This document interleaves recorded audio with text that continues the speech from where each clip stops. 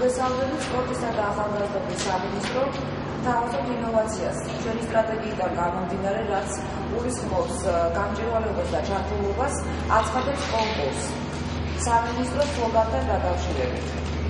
აქტიურად მოვაწოდეთ თქვენი შემოთავაზებელი სამინისტროს ელექტრონულ ვებგვერდზე isms.gov.gz, აგრეთვე სამინისტროს Facebook-ის პირად შეტყობინებებში და შეგიძლიათ განაცხადები შემოიტანოთ კანცელარიაში 10-დან 17 საათამდე.